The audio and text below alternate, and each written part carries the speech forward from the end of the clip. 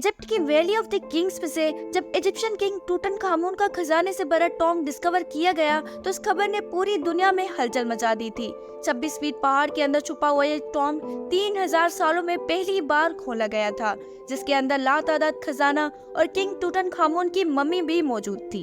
इस टॉम में से मिलने वाला सोना बिल्कुल प्योर था और इसका टोटल वजन 1,03,000 तोला सोने के बराबर था, जो तकरीबन एक टोयोटा गाड़ी की वजन के बराबर बनता है। वैसे तो इस टॉम से मिलने वाला तमाम खजाना और गोल्ड प्राइसलेस है, लेकिन अगर एक एस्टिमेट लगाया भी जाए तो आज के दौर में इसकी कीमत 5.5 अरब रुपयों के बराबर है।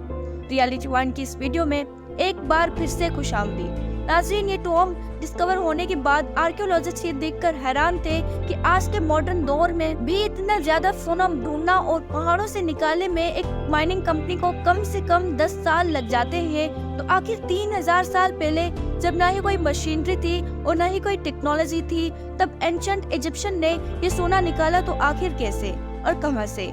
फ्रेंच कोर एक्सपर्ट्स थॉमस पॉचर पूरी टीम के साथ इस मुश्किल टेरेन चैलेंज का राज जानने के लिए मैदान में उतर आए। सबसे पहले थॉमस ने मिलने वाले सोने को कई सालों तक अच्छी तरह स्टडी की और इसकी कंपोजिशन मुख्तलिफ जगहों से निकलने वाले गोल्ड से कंपेयर की।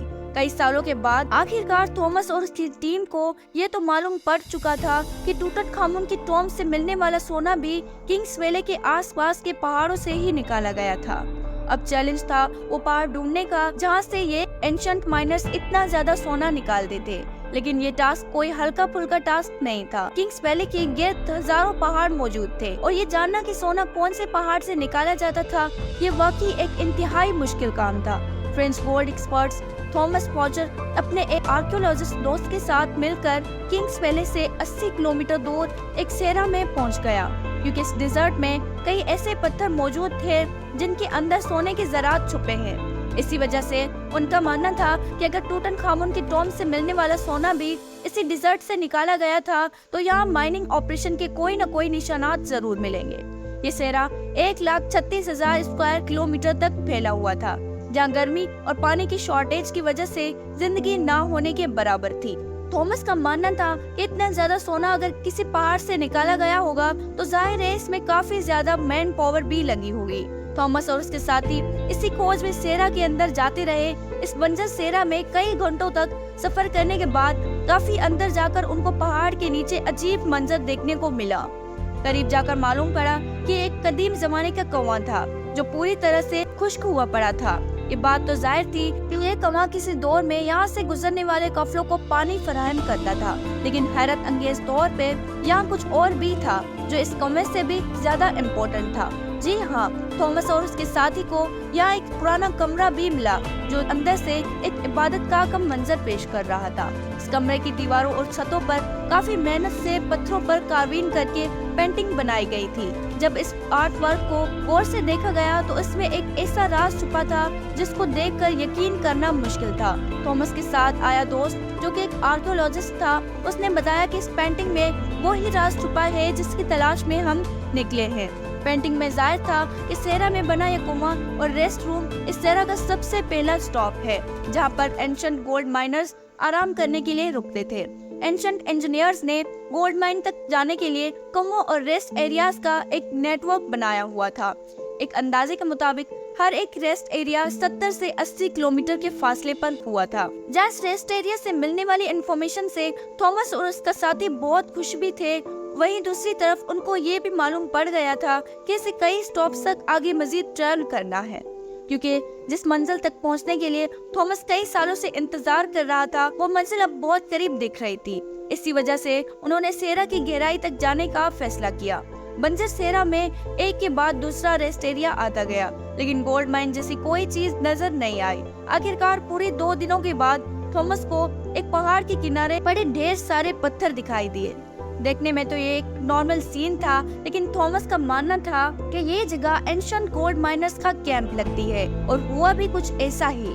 जी हाँ, इस जगह पर पत्थरों से बने कुछ ऐसे टूल्स मिले जिसकी मदद से पत्थरों को तोड़कर उनके अंदर सोना निकाला जाता था।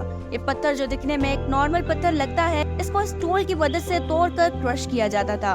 और फिर इस क्रश में से सोने के ज़रात अलग किए जाते थे। जब इस जगह मजीद सर्चिंग की गई तो यहाँ गोल्ड माइनिंग की कई टूल्स जमीन पर पड़े दिखाई दिए, क्योंकि थॉमस को एंशिएंट गोल्ड माइनिंग टेक्निक्स के बारे में काफी जानकारी थी। इसी वजह से उनका मानना था कि एंशिएंट माइनर्स इन पहाड़ों को खोद कर इनमें टनल्स बनाते थे। इन टनल्स में खास किस्म का पत्थर ढूंढकर उनको इस माइनिंग कैंप में लाया जाता था, जहां वो इस वक्त मौजूद हैं। माइनिंग कैंप में मौजूद माइनर्स की दूसरी टीम उन पत्थरों को क्रश करके इनमें से सोना निकालती थी और फिर वो सोना किंग्स वैली में भेजा जाता था। थॉमस को एक एंशिएंट गोल्ड माइनिंग कैंप तो मिल चुका था, लेकिन अफसोस इस बात का था कि जिस टनल की वो बात कर रहे थे, ऐसा एक भी टनल उनको दिखाई नहीं दिया।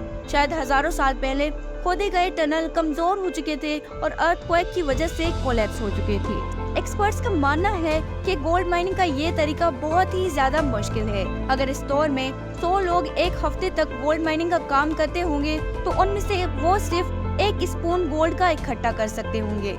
यानी ये कहना बिल्कुल भी गलत नहीं होगा कि टूटनखामुन की टॉम्ब मिलने वाला गोल्ड माइन करने में हजारों एंशिएंट माइनर एक ही वक्त में काम करते थे, लेकिन फिर भी उनको ये टास्क कंप्लीट करने में कई साल लगे होंगे। माइन किया गया सोना छोटे छोटे ज़रात की फार्म में किंग्स वैली में भेजा जाता था, जहाँ पर इनको एक अलग टीम उनको मुख्तलिफ शेप्स में डालती थी, जिसमें टूटनखामुन का death marks, coffin, statues, jewellery, chairs और गोल्ड कैरेट्स भी शामिल थे।